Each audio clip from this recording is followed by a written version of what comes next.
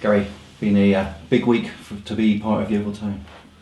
Yeah, Terry, we had a meeting and Terry Skiverton had his part in the meeting. He said, we said to the lads, this is going to be an important month for us, and it's turned out to be. And I thought we've put in some great effort.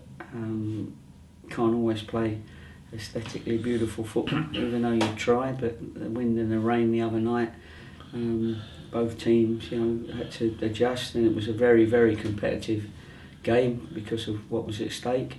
So, and we've come out of it with a couple of wins, and good wins because they meant a lot. And so we just got to keep that going now because this month is still this month. Yeah, I mean it's difficult, isn't it, to not look at Manchester United on the horizon? Is it difficult from your point of view to stop the players thinking about it? Well, they're going to have to think about it because they're going to want ticket information, and they're all going to want to make sure that they're in the team probably by the time that game comes around. So that'd be good for competition. In the next 3 league games, you hope it would mean that people subconsciously will put in that little bit extra because we've got 3 important league games first. But so I'm sure it's there, but when it comes tactically at the moment, we've got to worry about Colchester on Saturday. We've got to try and get a few more wins at home, get our home form turned around if we can. An away game at Bristol and then another home game against Leyton Orient. And they're the 3 games that we can work really hard to make sure that we get ourselves out of the relegation zone by the time the Man United game comes round. Yeah, and Colchester, you've spoken about that. I mean, they're below you in the table. It's probably too early to say must-win game, but it's a game that obviously you'll be looking to win. Yeah, I mean, there's no easy games, no matter what part of the league table these teams are in. Colchester have had a few good wins in the new manager's early tenure when he first came in.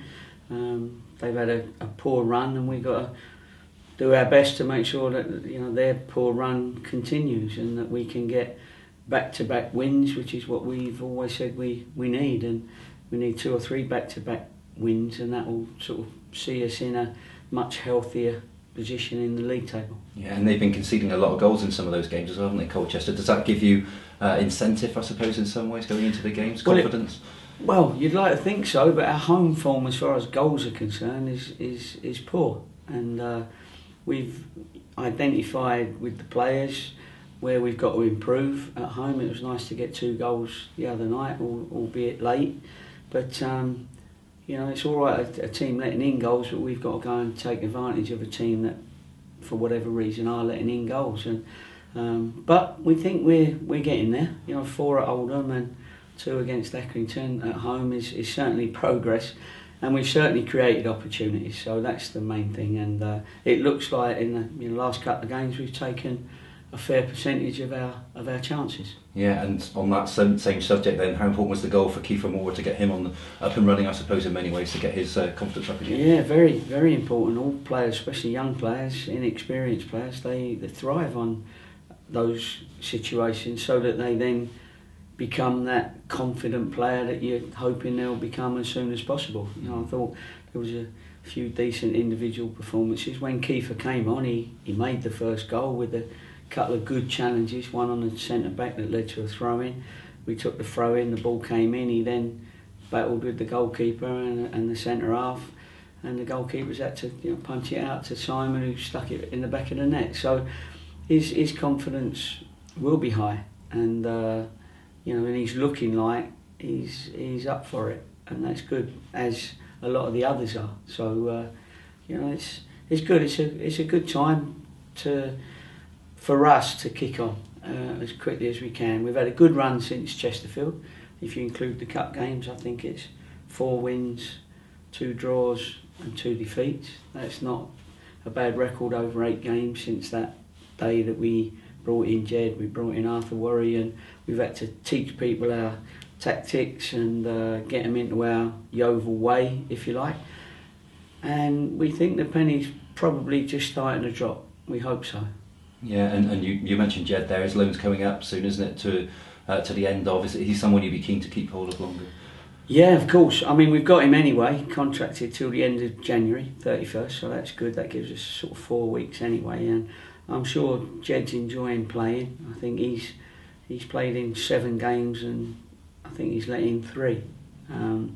So that's good. He's enjoying himself. He's looking comfortable. He's looking confident, and hopefully we can keep him for longer. But we are talking to Villa, but we're just taking it week by week. Yeah, a blow to lose Jordan Clark to injury tonight. He's been playing well. It was a big blow because he'd done well and he was a goal scoring right back because he'd got 3 goals, albeit from set plays, but he was there, and but hopefully we'll keep him around. He's having an MRI scan to see how big the problem is in his hamstring, and once we know that, we'll know how long it will be before he gets back. But Brendan Maloney came in at very short notice, at 7:30 for a 7:45 kick-off,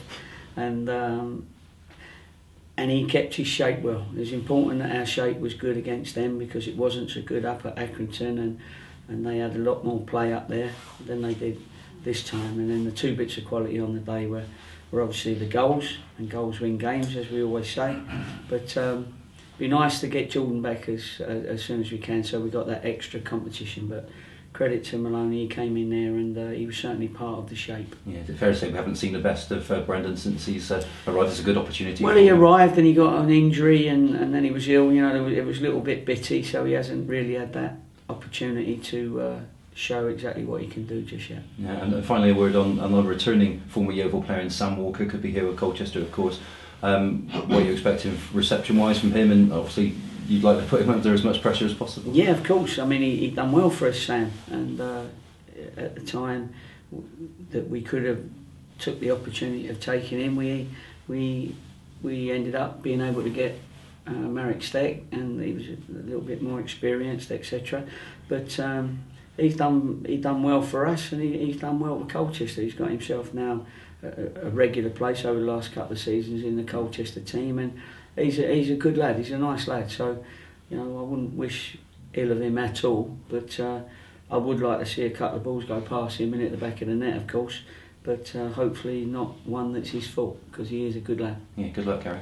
Thank you. Thank you. Obviously a good run at the moment, Manchester United, early next year. Would you like to see the club manage to capitalise on this, to attract new fans? Do you think the club should be doing something slightly different, perhaps, to make the most out of this opportunity?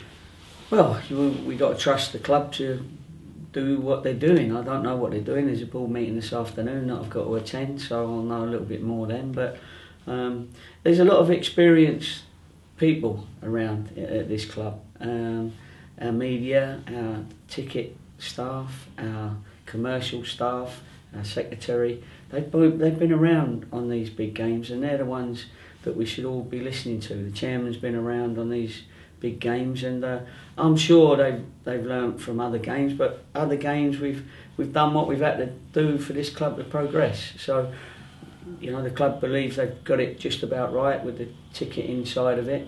We can only get 9,500 in, so there's a lot of culling that's got to happen, and some people get disappointed. Of course they're going to be disappointed, but the club's pretty experienced. Let them get on with it, and it'll all be all right on the night. Okay, thank you. Just very quickly, Gary, any news on Kevin Dawson? Is he? I'll know this a bit more this afternoon. He's got a slight problem there, so hopefully we can get him back fit. I think there's a chance of him being available for Saturday.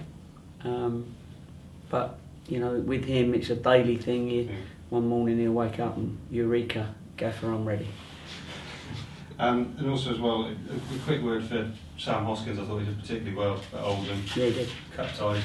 We'll miss the United game as well as obviously last Tuesday. But yeah. It must be good to see him back and playing well and scoring, but also a bit of disappointing on a personal level that he's not going to be involved in the big. Well, it might be, but I mean, we didn't know that we were going to play Man United and all that sort of thing. But on a personal level, the best thing for him was to go out on loan and get games, so that when the situation arose that he then found himself back in the team, he would be much more match fit, which is why we sent him out to Barnet, and which is why he had a very good game against Oldham and got his goal and confidence and all that sort of thing that goes with it.